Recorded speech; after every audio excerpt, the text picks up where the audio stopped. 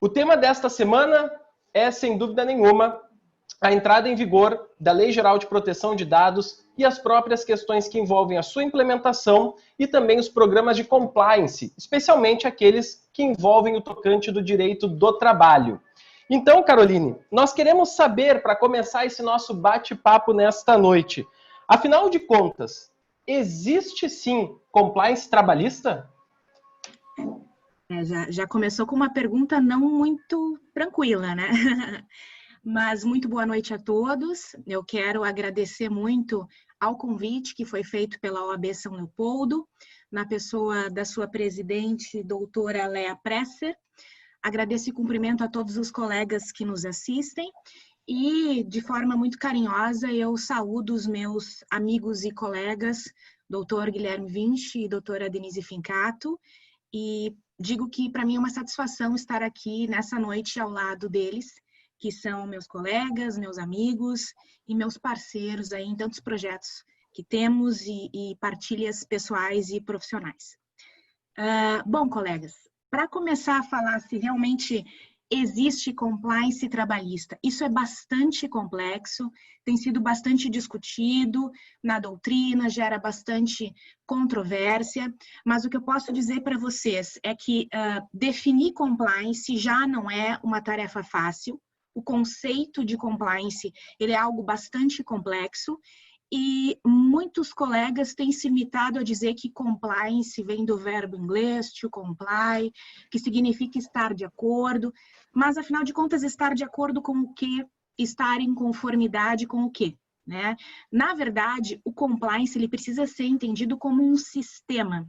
Ele é um sistema complexo que não envolve apenas estar de acordo com a legislação, estar de acordo com as leis, com as normas, com os regulamentos internos.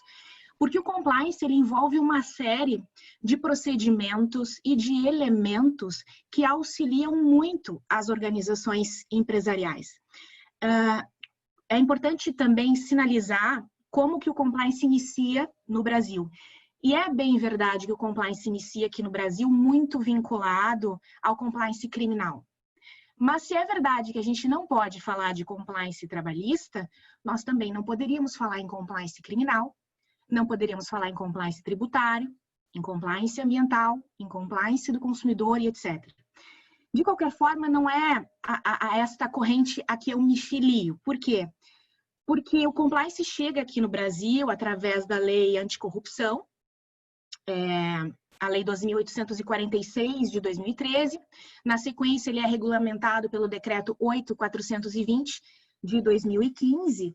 E também é importante sinalizar que algumas leis estaduais já também elaboraram critérios para que as organizações, tanto privadas e inclusive vinculadas à administração pública, se preparem para a implementação dos seus sistemas de compliance. Aqui no Rio Grande do Sul, nós temos, por exemplo, uma lei específica que é a Lei 15.228 de 2018, que prevê a implementação de um sistema de compliance no âmbito do Rio Grande do Sul.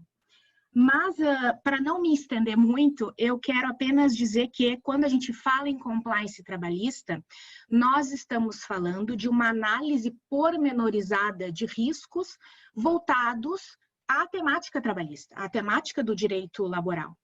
Então, e por vezes, se vocês pararem para pensar, para quem conhece um pouco mais do sistema de compliance, existem temas próprios do sistema de compliance que por vezes têm mais a ver com o direito do trabalho do que qualquer outro ramo do direito.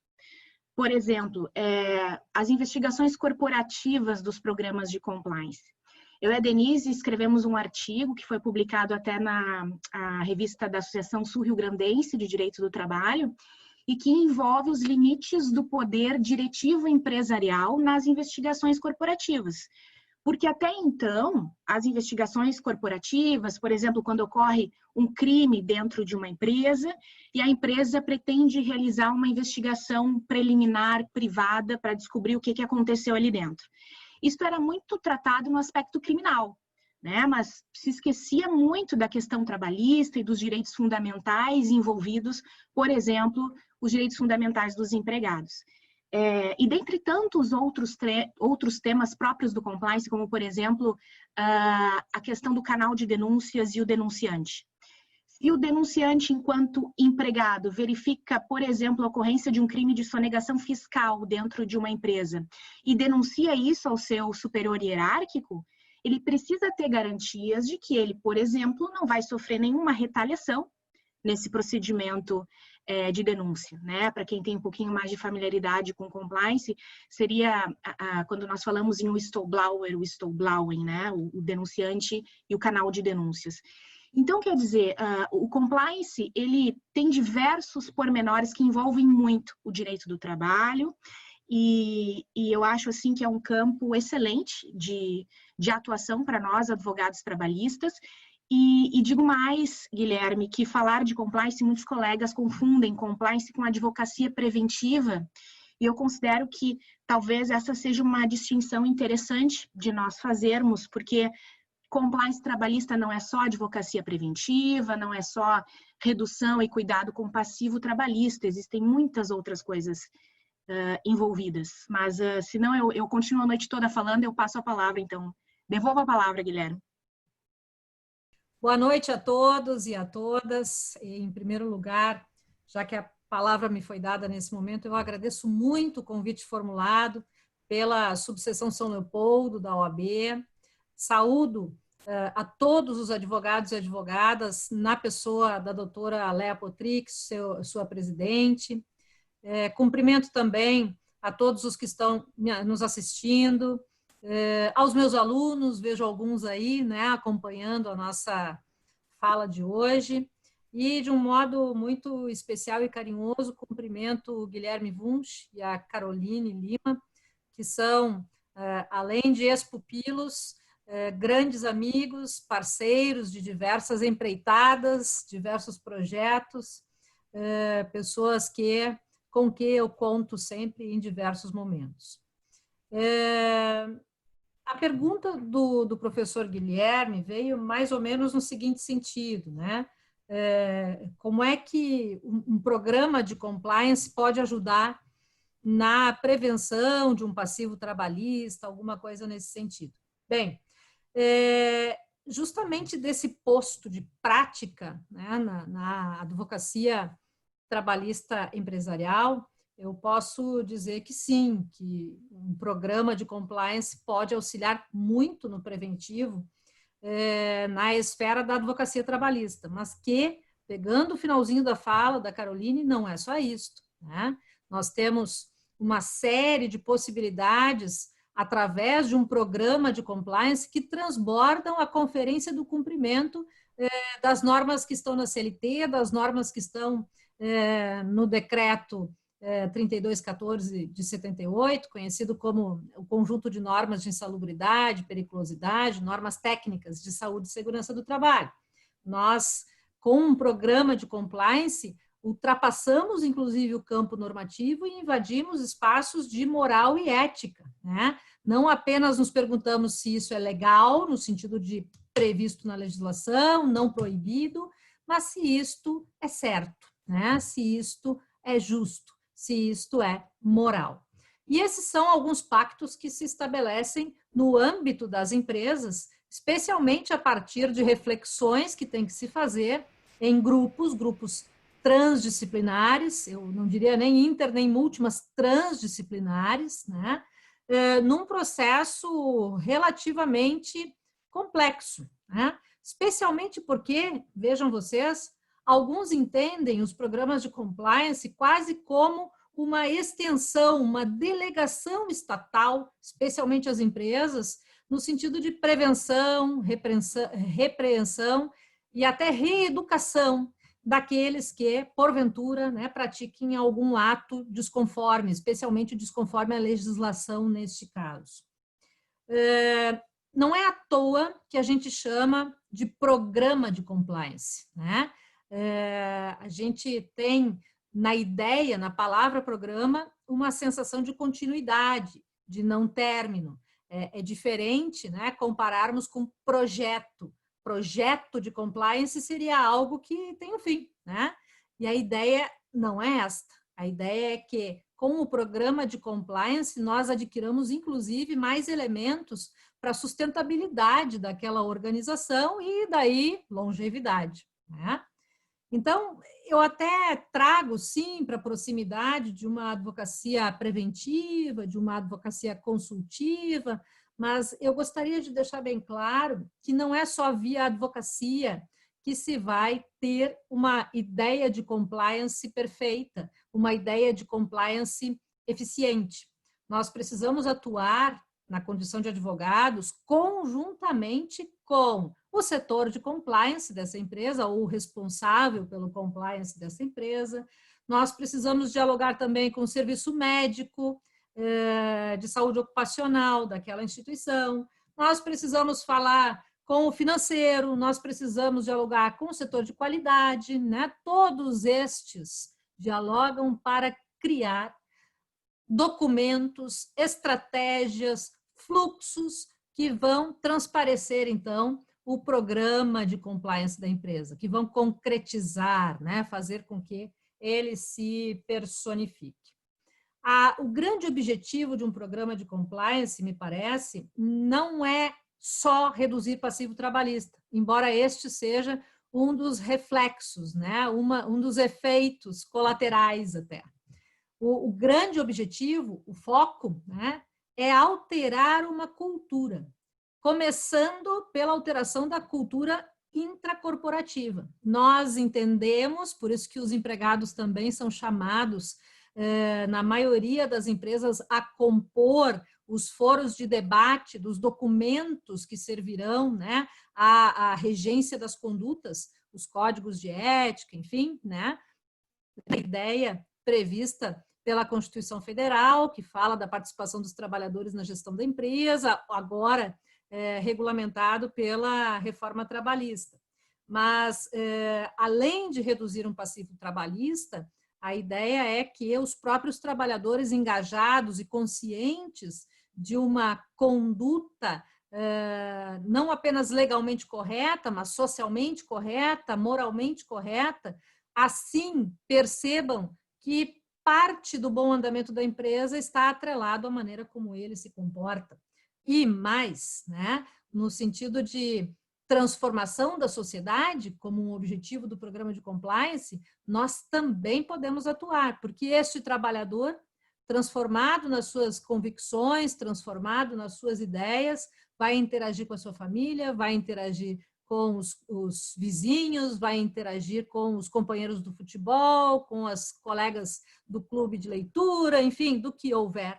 E nós temos aí, então, um reflexo interessante dos programas de compliance, que é este reflexo de responsabilidade social, né?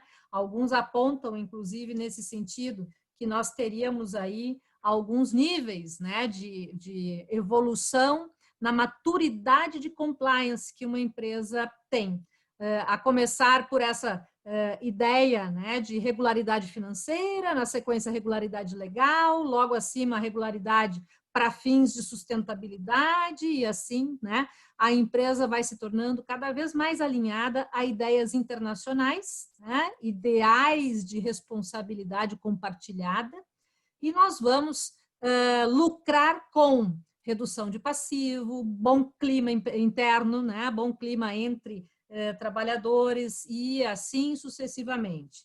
Então, professor Guilherme, eu acho que um programa de compliance ele tem essa característica viva, essa característica dinâmica. E se a gente ainda atrela, porque o mote deste evento é LGPD, compliance na esfera trabalhista, se a gente ainda atrela, né, a tudo isso o cenário digital, não apenas cumprimentos ou descumprimentos de tarefas, de obrigações trabalhistas, mas também toda a carga de complexidade que vem, né? Dados pessoais, dados sensíveis, tráfegos, uso ou não uso de equipamentos da empresa e assim por diante, nós acabamos abrindo aí uma brecha muito importante para a atuação de advogados e outros profissionais desses grupos multidisciplinares. Não sei, acho que dá para a gente continuar ainda conversando sobre o assunto, mas fechando, um programa de compliance me traria a ideia de que pode tentar normatizar algumas condutas, criando normas, né? Pode trazer uma ideia de monitorar, vigiar efetivamente o seu cumprimento, pode trazer uma ideia de punir aqueles que não estejam cumprindo da maneira como prevista e pactuada, mas esses 3 movimentos têm uma intenção que é transformar, né? Transformar especialmente uma cultura, individual e coletivamente, mas uma cultura. Não quero mais, porque se me dão a palavra, eu sou italiana e sou professora, eu continuo falando, né? Então, professor Guilherme, lhe devolvo a palavra para que continue conduzindo o evento. Aqui discutindo, né, esse tema, e aí eu queria de novo aqui perguntar para a Caroline, né, sobre essa figura do Compliance Officer, né, porque agora com a LGPD nós sabemos que também teremos a figura do DPO, né, o Data Protection Officer, ou o encarregado de proteção de dados. E esse profissional, Carol, ele vai ter que ser uma pessoa jurídica, uma pessoa natural, né? Como que deverão atuar esses personagens para que o programa de compliance seja realmente efetivo? É muito boa a tua pergunta, Guilherme. E só para complementar tudo que a Denise falou anteriormente, o compliance ele é tão multidisciplinar que a consultoria em programas de compliance ela não é atividade privativa de advogado, porque a implementação de um sistema de compliance envolve diversas áreas. Então, envolve RH, uma boa gestão de mudança organizacional, jurídico, TI, principalmente agora com a necessidade de implementação de sistemas que envolvam a proteção de dados pessoais. Então, ele tem essa característica de multidisciplinariedade e de gestão de mudança, né? É algo bastante eficiente para as organizações. Mas, me direcionando à tua pergunta, se faz bastante confusão sobre o Compliance Officer e sobre o Data Protection Officer, que, traduzido pela nossa LGPD, veio com o nome de encarregado da proteção de dados. E é natural que se faça essa confusão, porque são 2 profissionais que ocupam uma responsabilidade muito grande nas empresas. A nossa LGPD prevê que o Data Protection Officer deva ser pessoa, né? Então, não diz se é pessoa física ou se é pessoa jurídica. Isso está no artigo 5º, eu acho que é o inciso 8º da LGPD, que prevê ali especificamente o Data Protection Officer ou encarregado da proteção de dados. Então, nesse sentido, alguns escritórios, principalmente ali da região de São Paulo, já se preparam, por exemplo, para oferecer o serviço que eles chamam de DPO as a Service, né? Como empresas terceirizadas que ofertam o serviço de Data Protection Officer, porque pode ser pessoa física ou pessoa jurídica. E o Compliance Officer também vai no mesmo sentido, é bastante comum escritórios de advocacia que ofertam esse serviço de Compliance Officer, porque é uma função bastante complexa. E quando exercida a função do Compliance Officer e a função do Data Protection Officer por um empregado, isso exige, parem para pensar, na edição de cláusulas contratuais bastante diferenciadas, porque são profissionais que têm muita responsabilidade. Na Europa, por exemplo, Portugal discute até eventuais cláusulas de estabilidade nos contratos de trabalho, principalmente agora dos Data Protection Officers. Então, são questões novas que nós precisamos nos atentar, como esses profissionais vão realizar suas atividades dentro das empresas. O Compliance Officer existe aqui no Brasil um caso bastante conhecido, que foi um Compliance Officer do Mensalão, ele foi preso, né? Porque isso mais para o âmbito criminal, alguns criminalistas discutem se o Compliance Officer exerceria, por exemplo, a atividade de garante, que é, acho que artigo 13 do Código Penal, os penalistas que me perdoem, porque o direito criminal não é a minha área. Mas, ou seja, ele teria esse dever de cuidado, né, sobre a organização como um todo. E a diferença do Compliance Officer para o Data Protection Officer é que o Compliance Officer ele tem um foco mais generalizado sobre toda a organização. E o Data Protection Officer tem uma ênfase, óbvio, na questão da proteção dos dados pessoais. Até depois eu vou falar sobre a nossa Autoridade Nacional de Proteção de Dados, mas eu quero reiterar o quanto nós precisaremos da nossa Autoridade Nacional de Proteção de Dados no sentido de emitir orientações para que a gente possa lidar com alguns aspectos práticos, como, por exemplo, a Autoridade Belga de Proteção de Dados multou uma empresa porque ela acumulava no seu empregado as funções de Compliance Officer e Data Protection Officer. Né? Essa empresa belga, me parece que foi belga, essa empresa foi multada porque se entendeu que este profissional não deveria exercer a função de Compliance Officer cumulada com a função de Data Protection Officer, porque, afinal de contas, não haveria, assim, uma certa ética, né, na condução das suas atividades. Porque o Compliance Officer, na verdade, como ele fiscaliza toda a organização, ele tem também de fiscalizar as atividades do Data Protection Officer. Né? Então, se eles acumulam as funções, né, quem fiscaliza quem? Então, são cuidados que nós temos de ter, né, e também se discute, claro, a gente sabe que quando nós falamos de implementação de compliance, de sistemas de proteção de dados, nós também falamos das pequenas e médias empresas. E muitas vezes, né, na maioria dos casos, essas pequenas empresas não têm como ter um Compliance Officer ou um Data Protection Officer, não terão. Às vezes, quem é o encarregado da proteção de dados, porque é uma obrigação legal constituir o encarregado da proteção de dados, quem vai exercer essa função possivelmente será o dono da empresa, o dono do pequeno negócio, né?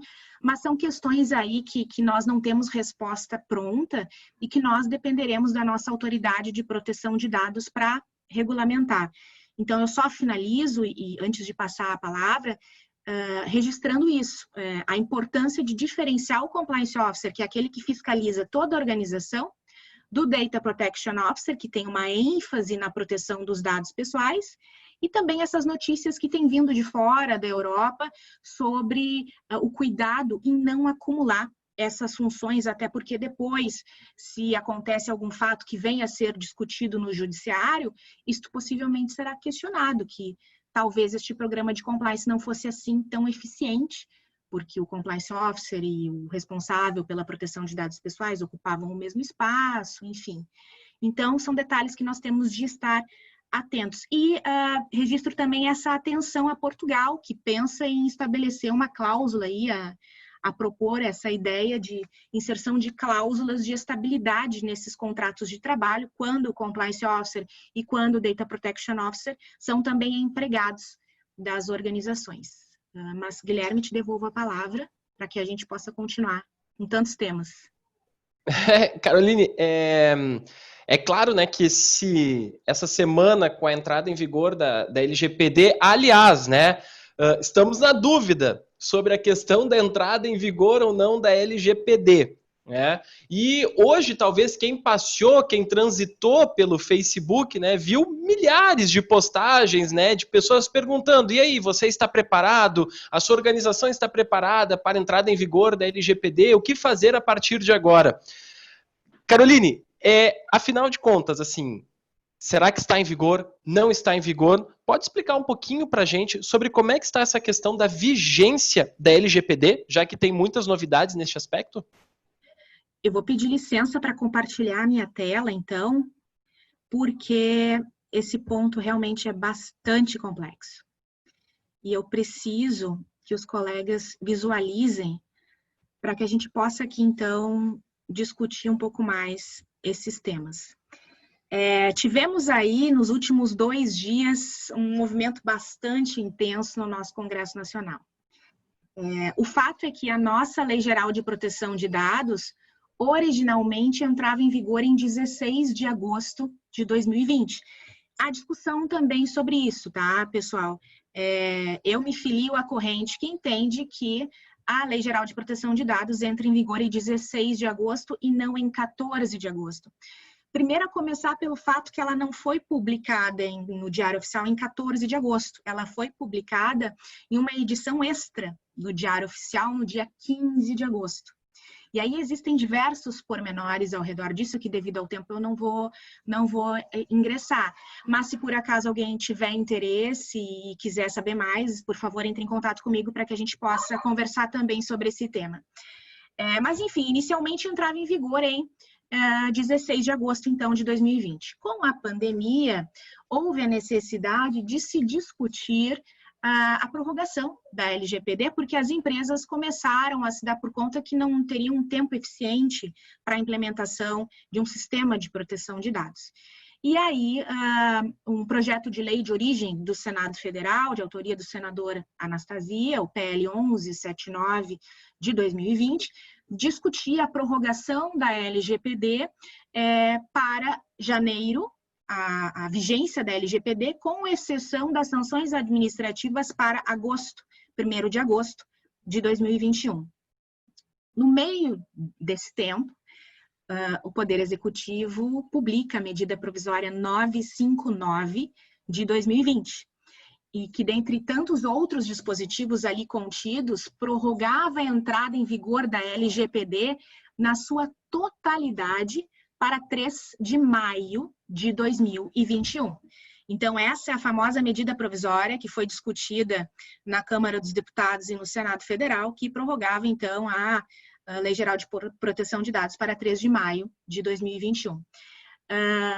E aí, em junho, foi aprovado e sancionado o PL 1179 de 2020, que virou a Lei 14.010 de 2020, que então prorrogou para 1º de agosto de 2021 apenas a parte relacionada às sanções administrativas da LGPD.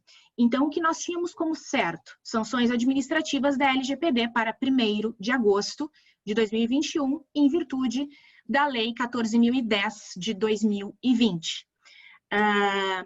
E, inclusive, as sanções administrativas estão nos artigos 52 a 54 da LGPD. E eu sinalizo isso porque depois eu preciso explicar uma pequena confusão também que está havendo relacionada à entrada em vigor da LGPD com a parte das sanções administrativas. Aí, ontem, na noite, ou melhor, há 2 dias atrás, a Câmara dos Deputados resolve apreciar a MP 959 e delimita que a LGPD teria de entrar em vigor no dia 31 de dezembro de 2020, deste ano. Isso foi uma decisão do plenário da Câmara dos Deputados. No dia 25 de agosto, a Câmara dos Deputados toma esta decisão.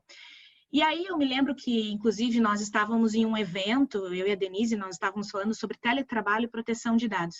E eu recebi um WhatsApp naquele momento me dizendo, olha, o Senado Federal vai apreciar amanhã a MP 959, que então foi convertida no projeto de lei em conversão número 34. E o Senado Federal, então, analisaria no dia 26 de agosto, que foi ontem. De fato, o Senado Federal, então, analisou o PLV número 34, e aqui que houve uma grande confusão, porque durante a análise do PLV 34 de 2020, o presidente do Senado Federal acolheu uma questão de ordem, considerando que discutir a prorrogação da entrada em vigor da LGPD estaria precluso, porque, afinal de contas, eles já haviam se manifestado sobre essa matéria quando aprovaram a lei anterior, a Lei 14.010 de 2020. Então, não haveria necessidade de se discutir novamente o tema da entrada em vigor da LGPD. E aí, o presidente do Senado Federal usa a seguinte expressão, como se o artigo 4º, que tratava da entrada em vigor da LGPD, não tivesse sido escrito.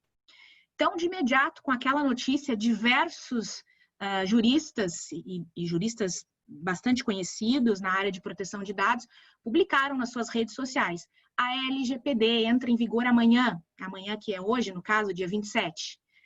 Por conta dessa manifestação do presidente do Senado. Se o artigo 4º do PLV, que tratava da prorrogação da entrada em vigor da LGPD, não estaria escrito, então passa a viger desde já a LGPD, né? Então, por isso que houve essa confusão. Na sequência, umas 3 horas depois, o Senado Federal publica uma notícia dizendo, olha, nós dependeremos ainda da sanção do presidente da República. Então, a LGPD não está em vigor ainda neste momento, porque nós dependemos da sanção do presidente da República em virtude do artigo 62, parágrafo 12 da Constituição Federal.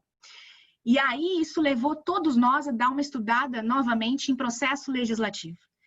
Isso foi bastante complexo, então se chegou à conclusão que, apesar de ter se considerado que o artigo 4º do PLV 34 não estivesse escrito, como se não estivesse escrito, ele está contido numa medida provisória que tem tantos outros temas ali que foram votados, então, portanto, se considera que a LGPD vai entrar em vigor apenas depois da apreciação da sanção, né, eventual sanção do presidente da República, que deverá ocorrer em 15 dias úteis após o recebimento do PLV pela presidência, né? Então, o que vai acontecer é que, se a LGPD inicialmente estaria em vigor desde 16 de agosto, repito, para alguns desde 14 de agosto de 2020, como é que vai ficar esse lapso temporal entre 16 de agosto de 2020 até o momento em que o presidente sancionar, ou pode inclusive vetar, né? Mas vamos supor, e a tendência é que ele sancione, né? Então, como é que vai ficar esse período de 16 de agosto até a sanção presidencial? Aí, então, se entende que caberá ao Congresso editar um decreto legislativo para regular esse período transitório, né? E aí, na madrugada, nós da área trabalhista estamos acostumados com isso, na madrugada resolveram também editar um decreto que trata da Autoridade Nacional de Proteção de Dados. E aqui é um outro ponto importante, porque as pessoas pensam, a LGPD não está em vigor, não tem nada em vigor. Mas, na verdade, a Autoridade Nacional de Proteção de Dados, ela está em vigor desde 28 de dezembro de 2019, né? Só que ela está em vigor, mas, obviamente, não funcionava porque não havia sido constituída. E aí, então, hoje, na madrugada, tivemos a edição do decreto 10.474 de 2020, que aprovou, então, a estrutura de como vai funcionar a nossa Autoridade Nacional de Proteção de Dados. E ali tem um artigo específico, artigo 6º, que diz que este decreto só entrará em vigor depois que nomeado o conselho, né, da Autoridade Nacional de Proteção de Dados. Então, na verdade, também não está em vigor, dependemos aí da nomeação do conselho. É bastante complexo, pessoal, é bastante discutível os temas relacionados à vigência da LGPD, mas eu sinalizo aqui para vocês um pequeno resumo dos pontos principais, né? Então, agora, o cenário é que nós dependemos da sanção do presidente da República relacionado ao PLV 34, né? Sanção ou veto do presidente da República, a tendência é que ele sancione, né? As sanções administrativas da LGPD vão vigorar apenas em 1º de agosto de 2021, então entra em vigor a LGPD, mas as sanções administrativas apenas em 1º de agosto de 2021. E a nossa ANPD foi constituída pelo decreto 14.474 de 2020, e como eu falei para vocês, agora está dependendo do seu conselho ser nomeado para que então entre em vigor a nossa Autoridade Nacional de Proteção de Dados. Enfim, pessoal, talvez eu tenha plantado mais dúvidas, né? Porque eu também continuo com várias dúvidas, temos ainda muitas coisas para discutir nesta matéria, mas acho que eu consegui talvez elucidar um pouquinho o cenário que nós nos encontramos nesse momento. Eu vou parar de compartilhar minha tela, Guilherme, para que a gente possa prosseguir. Caroline, não só conseguiu, como talvez nesse nosso primeiro dia aí de provável vigência da LGPD foi a explicação mais completa, né, desde o início até essa situação aí que perdura ainda na data de hoje, pelo menos pelos próximos, então, 15 dias, né, a depender do que vai acontecer em relação à sanção ou o veto presidencial. Denise, todos nós que atuamos assim na área do direito do trabalho, seja na advocacia trabalhista, seja na questão da pesquisa, né, nas nossas atividades de sala de aula, a gente reconhece e conhece, né, a tua experiência de bons anos lidando com as situações de tecnologia e relações de trabalho e também, né, direito do trabalho como um todo. Né? Se a Caroline já nos trouxe aí alguns problemas com essa questão da vigência, eu acho que a gente pode até complicar ainda um pouco mais, né, esse assunto, né, complicar aqui no bom sentido, né, mas o nosso painel virtual dessa noite é sobre compliance e LGPD. Só que embora nós tenhamos isso como aparentemente assuntos, né, em dois blocos, compliance e LGPD, nós podemos, na verdade, articular isso como uma grande relação, em que a própria Lei Geral de Proteção de Dados vai ter uma grande influência na estruturação dos programas de compliance. Então, eu queria saber de ti, Denise, o que tu considerarias assim como fundamental para a implementação de um sistema de compliance trabalhista com ênfase na proteção de dados pessoais pelas organizações? Uhum. Excelente, excelente pergunta. Quero parabenizar a Caroline antes pela clareza com que ela conseguiu estabelecer uma linha do tempo e algum racional nisso que já está completamente irracional, né? É uma tramitação completamente confusa, estranha, mas enfim, parabéns, conseguiste nos dizer alguma coisa e o fato é o seguinte, então nós estamos muito, muito próximos de que isso seja uma realidade, né? Que esteja efetivamente em andamento, inclusive olhando para trás. Algumas empresas, especialmente as de um porte um pouco maior, já estão prontas, né? Já tem os seus comitês, já tem o seu programa de compliance olhando para os dados, olhando para o cenário digital.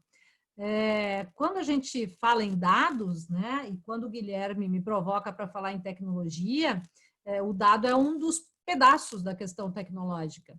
Nós temos aí diversos debates tecnológicos que precisam ser estabelecidos e o período pandêmico nos mostrou isso. Todos que puderam passaram a trabalhar a partir da sua casa, né? Passaram a exercitar aquilo que a mídia chamou de home office e que nós operadores do direito do trabalho chamamos de teletrabalho. Assim, meio atabalhoado, como foi próprio ao momento, nós não tínhamos muito tempo, mas muitas coisas ficaram para ser reguladas no andar da carruagem. Por exemplo, o tráfego de dados, por exemplo, a questão do controle do uso dessa tecnologia, se o notebook é meu, se o notebook é da empresa e assim sucessivamente. Então, urge que se pense sobre estas coisas e, mais ainda, que se coloque em andamento aquilo que eu disse ser um programa que não pode ter fim, né? Que vai ter sempre uma situação de dinâmica. Eu quero também esclarecer o seguinte, essa LGPD e essa ideia de compliance digital trabalhista não se destina apenas às grandes empresas. Nós precisamos olhar para as médias, para as pequenas, para as micro, temos que avançar para setores como entidades beneficentes, porque todas estarão, sim, obrigadas a observar uma série de coisas, assim como sempre estiveram no que tange à legislação trabalhista quando empregados têm, né? Então, professor Guilherme, acho que uma das primeiras coisas que se torna necessário é essa conscientização de que precisamos falar sobre tecnologia, que precisamos falar sobre o cenário digital, que passa a fazer parte e a interferir nas questões presenciais, nas questões físicas, naquilo que a gente diz ser concreto efetivamente, né? Essas duas dimensões, a digital e a física, passam a conviver de uma maneira inacreditável. Nos últimos anos, nós tivemos assim uma intensificação muito grande e nos últimos 6 meses mais ainda, né, desse tipo de inter-relação. Então, em primeiro lugar, reconheça que você tem uso tecnológico, que tem tráfego de dados e que isso precisa ser, de alguma maneira, pensado para evitar algum tipo de desdobramento prejudicial à empresa, à sociedade, ao próprio trabalhador, a terceiros, né? Em segundo lugar, então, que admitindo que isso me atinge, que eu faça um levantamento de riscos, que eu provoque uma due diligence, que eu tenha algum tipo de auditoria, levantamento, enfim, que eu verifique quais são os meus pontos fracos, quais são as circunstâncias que precisam efetivamente de um acompanhamento, né? E tudo isso, retorno, professor Guilherme, Caroline, tudo isso a partir de um diálogo interdisciplinar, transdisciplinar. Vejam que antes eu citei uma série de setores da empresa, né, que dialogariam, talvez até algum ente externo, né? Agora eu junto o pessoal da tecnologia da informação, que precisa muito dialogar, porque nós precisamos enxergar, quando falamos em compliance digital trabalhista, como estão sendo coletados, manejados, armazenados, transmitidos os dados que circulam na instituição. Pensando no foco do compliance trabalhista, como estão sendo geridos os dados daqueles que prestam serviços, direta ou indiretamente, ou seja, também nas relações terceirizadas nós temos que observar isto. Também naquelas relações que não são propriamente trabalho, como os estágios, né, nós temos que observar esse tipo de cuidado. Então, isso passa, né, além do levantamento de riscos, por além de desenvolvermos documentos, estratégias, por treinamentos. Acho que nós precisamos, internamente, a empresa criar esta cultura, né, de educação digital, de cuidado com dados, né, porque, na verdade, quando nós temos um vazamento de dados, nós não temos ali a perda apenas de uma informação, o vazamento de uma informação, nós temos um impacto na pessoa que era, né, a titular daqueles dados, que é a titular daqueles dados, né? Então, é preciso muita atenção nisso, e essa diferença que a Caroline faz entre a entrada em vigor dos dispositivos para fins de sanção administrativa e a entrada em vigor da legislação para fins de desdobramentos indenizatórios, por exemplo, é muito importante, né? Porque nós passaremos a ter, provavelmente, mais um item ou até mesmo uma reclamação trabalhista específica nesse sentido. Eu penso até em ações coletivas, né? O sindicato enxergando que alguma empresa tem alguma dificuldade no manejo de dados, né? Ou ignora a necessidade de conservá-los com algum cuidado e, enfim, postulando alguma tutela nesse sentido. Me parece, então, que nós passamos por algo que eu chamo de educação digital, né?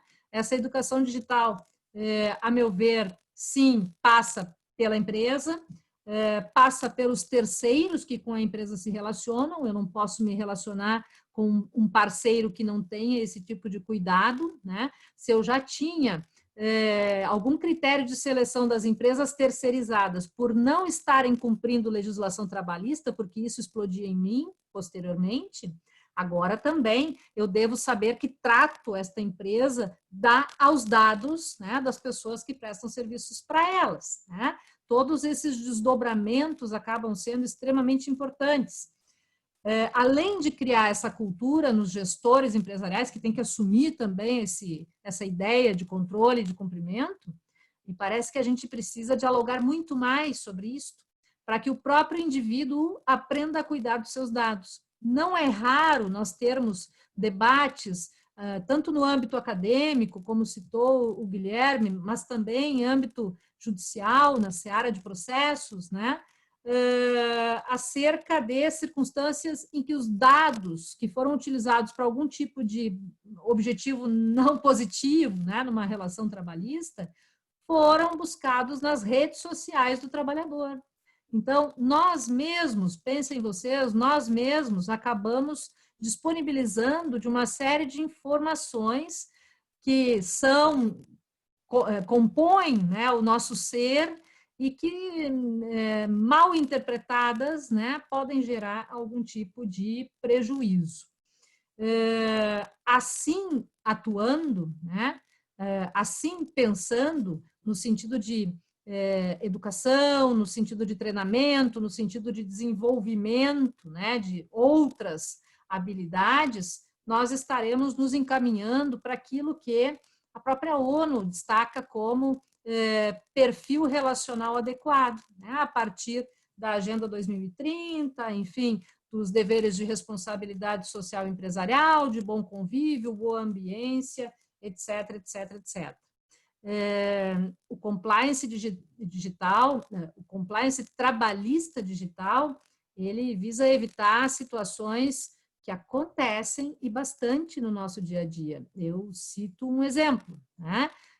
Onde está envolvido o trabalhador, onde está envolvida a empresa, onde está envolvido um terceiro que se relaciona com a empresa.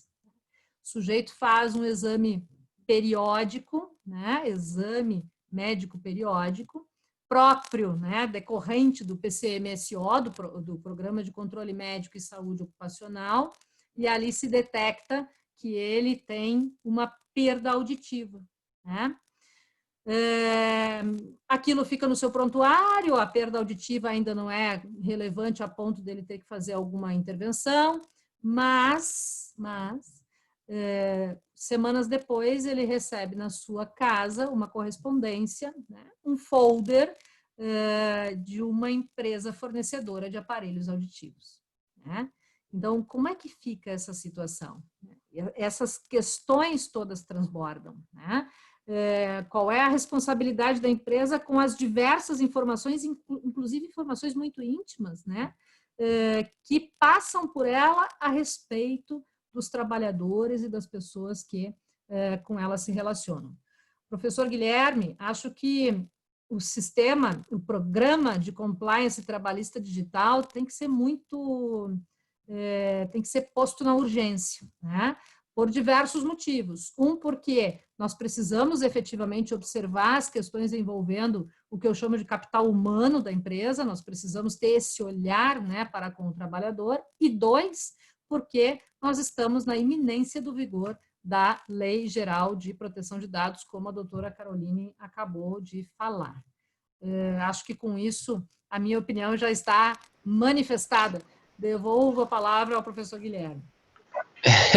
Bom, na verdade, acho que uma questão interessante que a gente consegue observar é que novos institutos do direito do trabalho vão acabar surgindo. Porque a gente fala em compliance trabalhista, agora a gente já vai conseguir falar em compliance digital trabalhista, nós vamos começar a falar em incidente de dados, porque afinal de contas, até que ponto nós vamos categorizar isso no capítulo da responsabilidade civil trabalhista, e isso vai, inclusive, modificar até a forma como a gente pensa estas relações de trabalho, a figura do contrato de trabalho, porque novas cláusulas tecnológicas terão que ser incluídas nesses contratos de trabalho, e não é simplesmente, bom, agora vou fazer compliance trabalhista, agora vim aqui fazer um programa de compliance.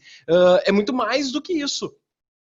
Porque, na verdade, isso vem desde a capacitação da empresa para estabelecer esse novo sistema, a capacitação do trabalhador para ele também manifestar o seu consentimento, para ele também compreender essas alterações dessa relação que vai acontecer dentro daquele ambiente, e aí sim nós termos um programa de compliance trabalhista digital ou um programa de compliance trabalhista efetivamente colocado. Então, essa tua posição sobre educação tecnológica, ela realmente vem para fortalecer, né, aquilo que será o futuro, né, dessas nossas relações de trabalho.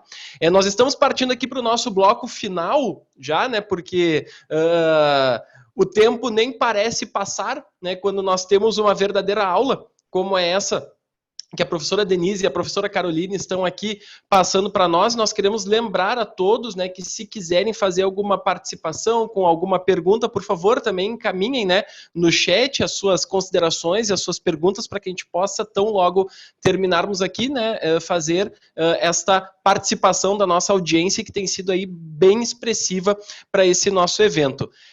Caroline, para a gente finalizar aqui, né, além das tuas considerações finais, das tuas palavras finais, seria possível que tu colocasses para nós, pelo menos, 3 orientações chaves sobre LGPD nas relações de trabalho? Bom, eu teria várias coisas para falar, mas vamos tentar falar 3, então, as 3 principais.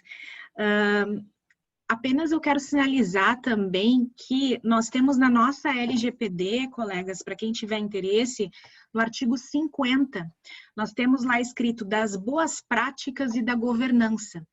Então, este ponto é o ponto da LGPD que a gente vai linkar direto com compliance. E através disso nós vamos poder falar em compliance trabalhista digital e conseguir implementar sistemas de compliance trabalhista digital de forma eficiente. Então, artigo 50 é um bom caminho para nós começarmos a falar em compliance trabalhista digital com ênfase na proteção dos dados pessoais, porque também compliance trabalhista digital abarca vários outros temas. Por exemplo, até o trabalho nas startups. Então, quando nós estamos aqui fazendo um recorte do compliance trabalhista digital com ênfase na proteção dos dados pessoais. Bom, dicas sobre LGPD nas relações de trabalho. A primeira delas é que eu considero que não é possível falar de proteção de dados pessoais de uma forma generalizada, né? Porque quem fala de proteção de dados pessoais nas relações de consumo, talvez não tenha a mesma facilidade para atender às especificidades do direito do trabalho. Então, isso vai exigir de nós, advogados trabalhistas, que estudemos muito a Lei Geral de Proteção de Dados, e a dica maior que eu trago aqui é falar de proteção de dados também não é só falar na LGPD. Nós precisamos estar atentos ao cenário lá de fora, o regulamento europeu, diversas recomendações têm sido proferidas pelas autoridades nacionais de proteção de dados dos países europeus, e isto serve para nós de norte, de orientação, já que a nossa Autoridade Nacional de Proteção de Dados ainda não nos emitiu nenhuma recomendação. Digo isso como dica para os colegas, principalmente agora nos tempos de Covid-19, várias orientações foram proferidas sobre medição da temperatura dos trabalhadores, se é possível ou não nas empresas, sobre a questão do teletrabalho, monitoramento do teletrabalho. Então, é bastante interessante olhar lá para fora. E também trago como dica, uma dica número 2, que eu também considero muito importante.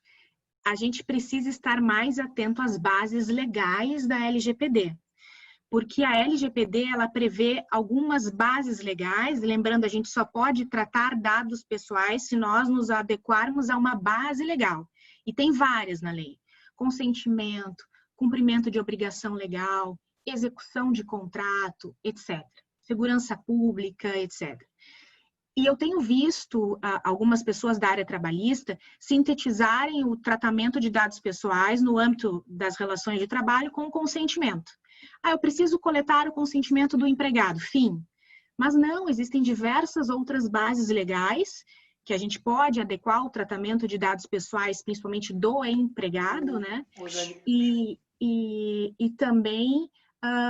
eu considero bastante importante estar atento às bases legais e ao consentimento, porque também se discute se o consentimento será sempre válido nas relações de emprego, devido à subordinação que existe entre empregado e empregador. Então, isso também é discutível. Então, eu preciso coletar o consentimento do empregado e fim. Não, não é bem assim. Precisamos olhar as bases legais para tratar dados pessoais, principalmente nas relações de emprego. E a terceira e última dica é que a gente precisa saber fazer a diferenciação dos direitos dos direitos dos titulares de dados pessoais da aplicação das sanções administrativas da LGPD. Por quê? Porque as sanções administrativas da LGPD entram em vigor em 1º de agosto de 2021. Conforme mencionei a vocês, artigos 52 e 54 da LGPD só em agosto do ano que vem. Mas tenho visto aí também alguns colegas dizerem: a LGPD vai entrar em vigor, mas as empresas só vão ser punidas em agosto do ano que vem, porque as sanções ficaram só para o ano que vem. Não, não é assim. Nós precisamos estar atentos ao artigo 17 e demais artigos que seguem ali da nossa LGPD, que prevêem os direitos dos titulares de dados pessoais. Então, nós temos direito de acesso, de retificação, de oposição e etc. São vários direitos previstos no artigo 17 e seguintes da LGPD. E esses direitos poderão ser requisitados, por exemplo, pelo empregado, desde a entrada em vigor da LGPD. Então, se agora, dentro de 15 dias, o presidente da República sanciona a LGPD, o empregado vai poder fazer uma requisição ao seu empregador, solicitando, por exemplo, que ele quer acesso a determinado dado pessoal seu que está ali de posse da empresa. Se a empresa não conseguir atender a este requerimento do empregado, o empregado vai poder ingressar com uma ação trabalhista, alegando que não teve o seu direito de acesso a dados pessoais atendido. Então, nós teremos aí judicialização. Então, isso também é importante que o Poder Judiciário busque se adequar também ao tema da LGPD, e inclusive agora no dia 20 de agosto, o CNJ emitiu uma recomendação de número 73, já buscando preparar o Poder Judiciário para a adequação à LGPD. Então, é um movimento bastante importante. Eu conheço alguns escritórios em São Paulo que já se preparam para atender o grande e possível volume que haverá de judicialização no tema da proteção dos dados pessoais. Então, são essas 3 dicas. A primeira, olhar lá para fora, ver como é que está acontecendo lá fora, para tentar, claro, adequar a nossa realidade aqui no Brasil. A segunda dica, atenção às bases legais, porque não é só o consentimento. E a terceira dica, vamos fazer a devida diferença entre os direitos dos titulares de dados pessoais e na relação de trabalho. Os titulares de dados pessoais são os trabalhadores, certo? E estar atento a isso e ao tratamento dos dados pessoais nas relações de trabalho, que são diferentes dos outros ramos do direito. Vamos tratar a proteção de dados pessoais de forma específica e singular e atender aí as especificidades próprias do direito do trabalho. Mas era isto, e Guilherme, eu lhe devolvo a palavra e também agradeço muito pela oportunidade. Foi muito bom estar aqui com vocês nessa noite, discutindo temas que nós ainda temos muitas dúvidas e temos muito ainda para pesquisar, para trabalhar. Muito obrigada pela oportunidade, uma satisfação estar com todos os colegas. Carolina, imagina, a OAB São Leopoldo que agradece a tua participação e a tua fala, ela retoma, né, um ponto extremamente importante, né, que a gente em outros temas, que não apenas compliance LGPD tem discutido, mas essa questão do elemento da subordinação, né? Nós estamos com cada vez mais exemplos diários, né, de que as mudanças das relações de trabalho elas vão impactar diretamente na leitura que a gente faz do artigo 3º. Falar em pessoalidade, falar em subordinação, especialmente esses 2 elementos, não vai ser mais a mesma coisa daqui para frente. A gente já tinha uma tendência de mudança nesse discurso daquilo que significa, né, esses 2 elementos da relação de trabalho, né, colocando aqui como relação de emprego daí, mas todos esses temas que a gente tem discutido aí, compliance, LGPD, as questões de trabalhadores de aplicativos, isso vai reformular talvez até a mesma própria essência, né, daquilo que significa trabalhar, né, daqui para frente.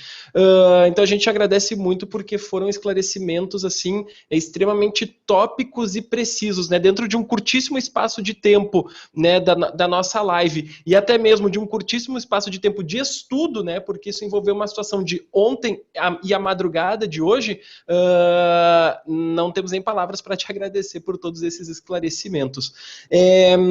Denise, nossa querida professora, querida advogada, querida parceira de vida, né, de tantos anos já, que convivemos juntos, não só nas rotinas profissionais, mas nas rotinas acadêmicas. Queria muito passar essa palavra para ti de forma carinhosa para ouvirmos as tuas considerações finais.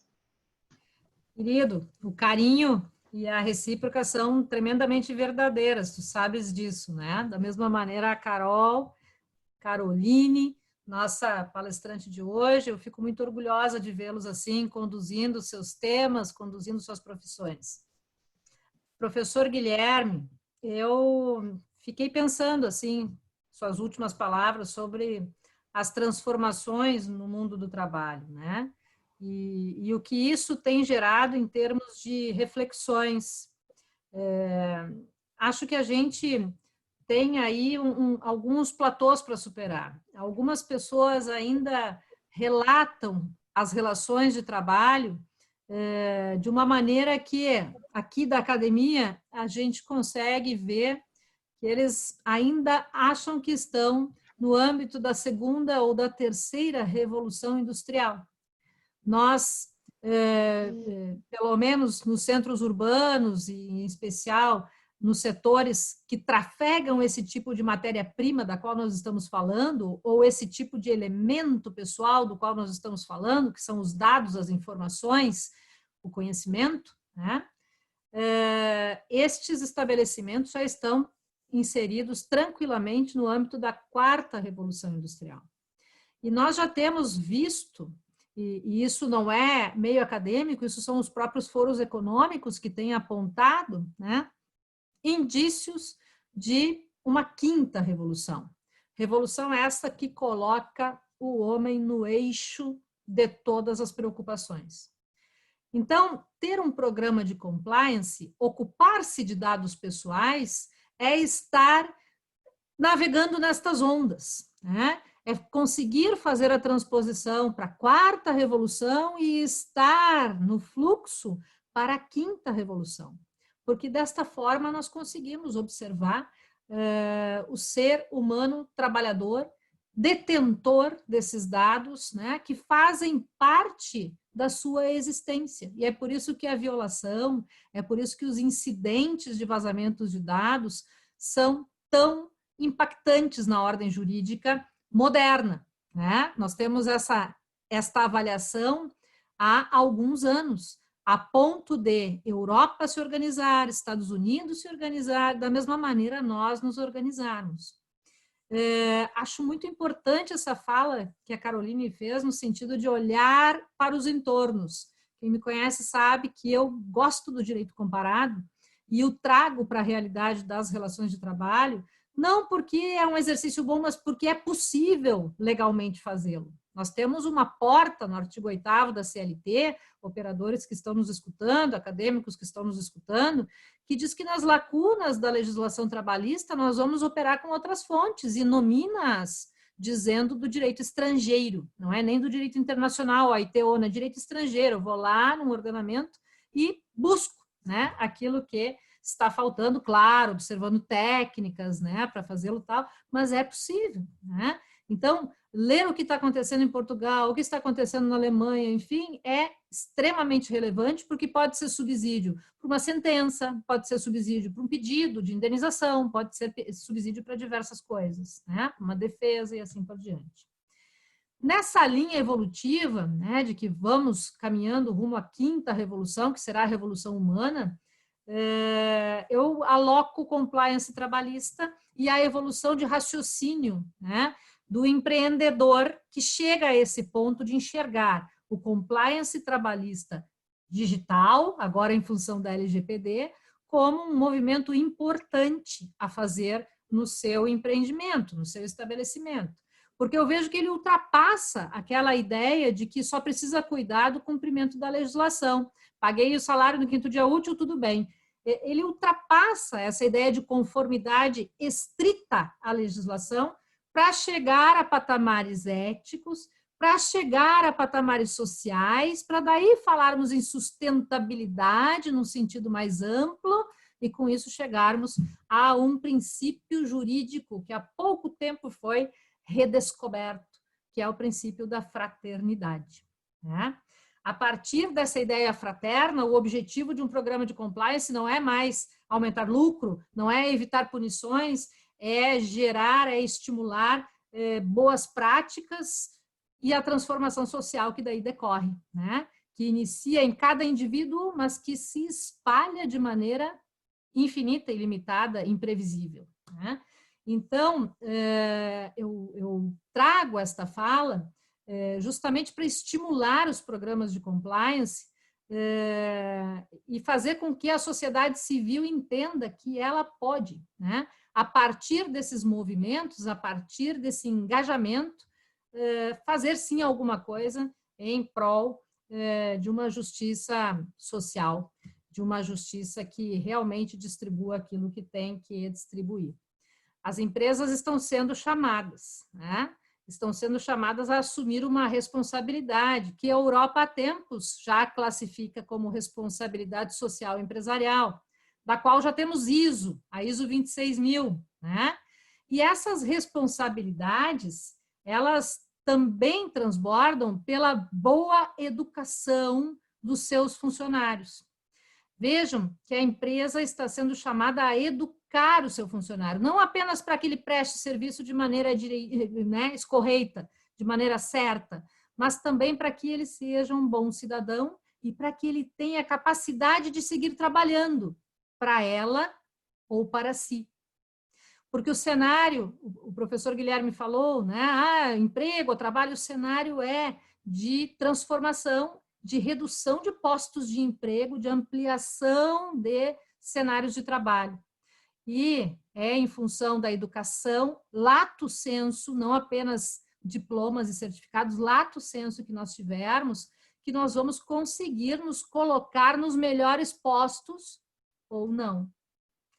A empresa, então, os sindicatos, as associações de bairro, o Estado, estão sendo chamados nesse espírito de sustentabilidade e fraternidade, né, para seguir qualificando os seus, qualificando para serem bons cidadãos, bons funcionários, bons pais, bons filhos, né, e tudo isso flexionando os gêneros.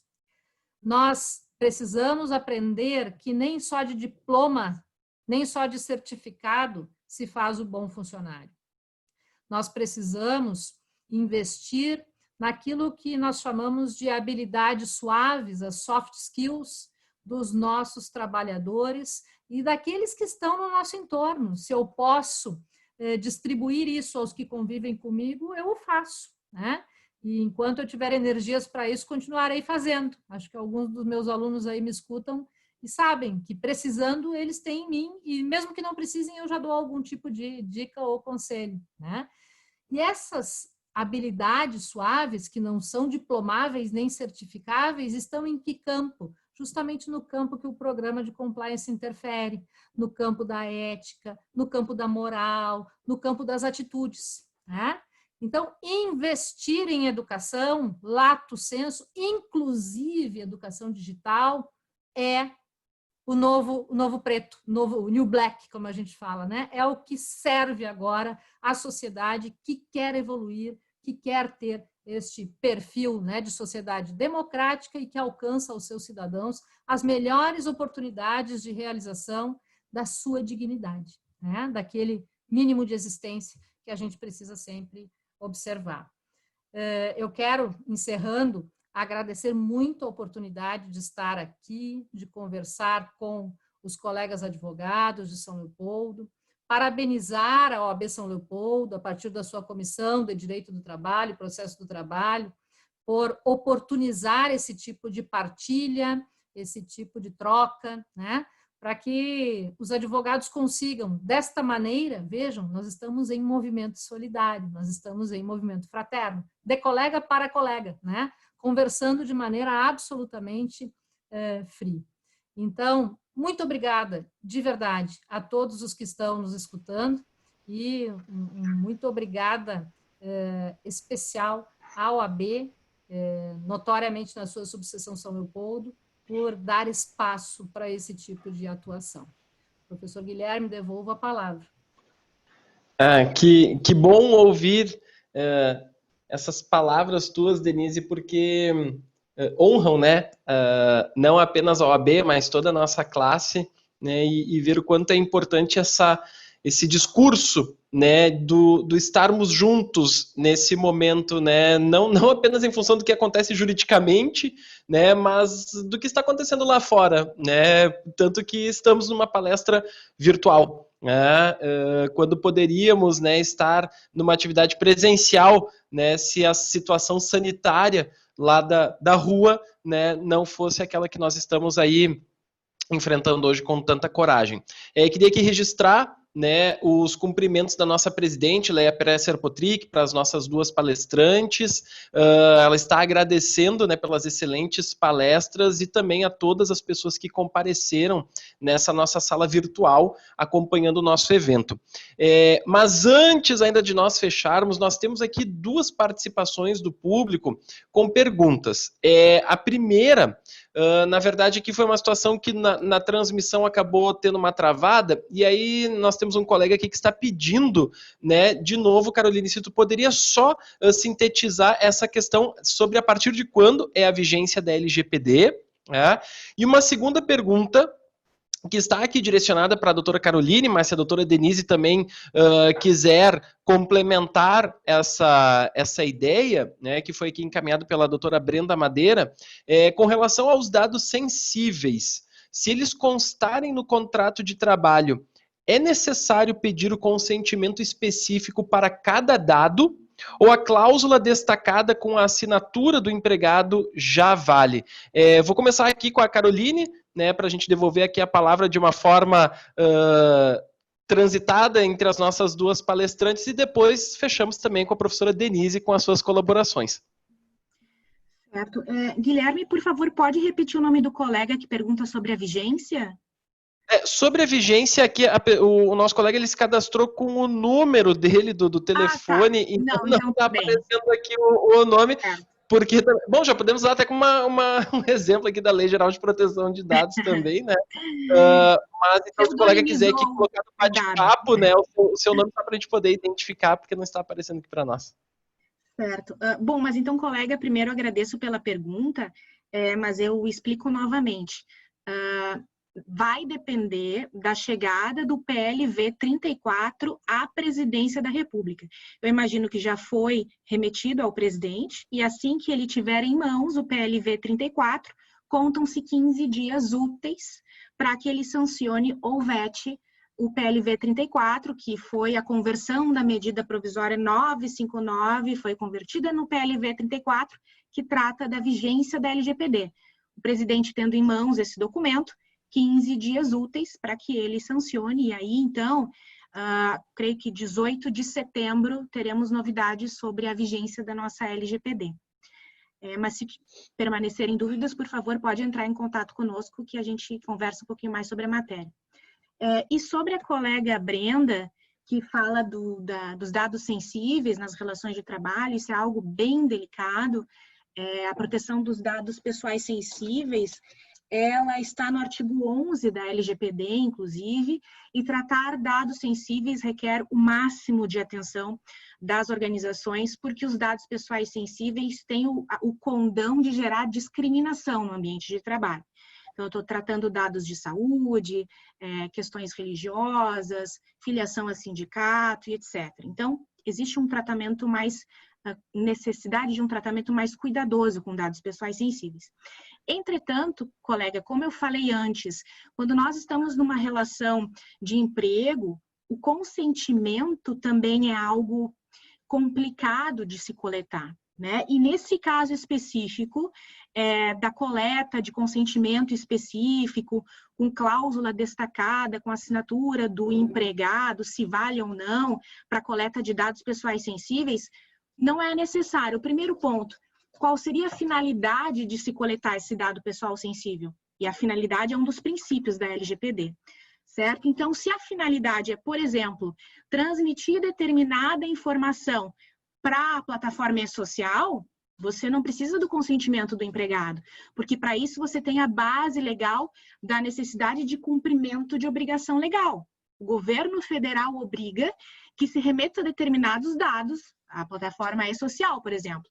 Então, se eu remeter esse tipo de dado pessoal sensível, eu não preciso coletar o consentimento do empregado, porque eu estou, então, embasada na base legal do cumprimento de obrigação legal. Então, por isso que eu referi ali nas 3 últimas dicas, cuidado com o consentimento e atenção às diversas bases legais, porque, inclusive, na Europa, se a empresa adequa determinado tratamento de dados pessoais a uma base legal indevida, isto é passível de sanção administrativa. Então, é bem possível que a nossa Autoridade Nacional de Proteção de Dados, quando verificar um tratamento indevido de dados pessoais, ela vai também punir, vai sancionar essa organização que tratou de forma indevida os dados pessoais. Então, atenção aí ao consentimento, que nesse caso específico da colega não é necessário, porque é cumprimento de obrigação legal, a depender, claro, da finalidade do tratamento de dados pessoais. Mas é isso. Excelente, Caroline.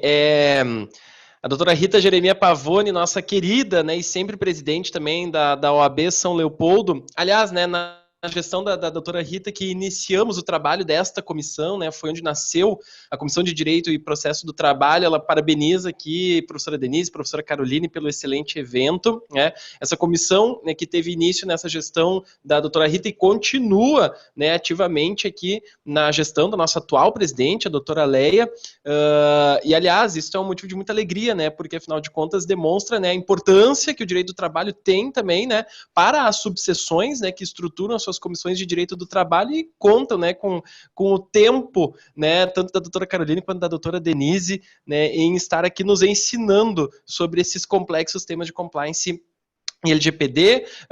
A Lisiane Campeol, também advogada, nossa aluna da Unicinos, né? Parabéns, professor Guilherme, as palestrantes Denise e Caroline, está mandando abraços, e a Brenda, né, agradece aí pela resposta, parabenizando a todos pelo evento. A professora Denise tocou num ponto muito importante, né, que foi o ponto da fraternidade, agora também repetido aqui nas tuas palavras, né, Caroline? E queria registrar também que nós estivemos aqui nesta noite com a presença da doutora Luciane Barzotto, juíza do trabalho, e a doutora Luciane, né, todos conhecem, que desenvolve, né, a sua pesquisa acadêmica sobre a questão da fraternidade também nas relações de trabalho. Então, que bom que esses temas, né, eles estão saindo da academia e estão efetivamente entrando na vida real, né, da nossa atuação como advogados, como professores, como juízes, né, porque isso justamente demonstra a atualidade que a gente precisa ter da compreensão destes temas. Quero mais uma vez aqui agradecer a todos que estiveram conosco nesta noite de quinta-feira, dizer da alegria que a Comissão de Direito e Processo do Trabalho da OAB São Leopoldo e Portão tem em conseguir fazer um evento num mês tão concorrido como é o mês de agosto, mês da advocacia, né, pela, enfim, infinidade de eventos que há nas diversas plataformas que a OAB tem disponibilizado, mas é muito importante a gente saber que nós contamos aí com esse apoio, né, também dos advogados aqui leopoldenses e portonenses. Mais uma vez, muito obrigado a todos, os nossos cumprimentos, boa noite e até o nosso próximo evento.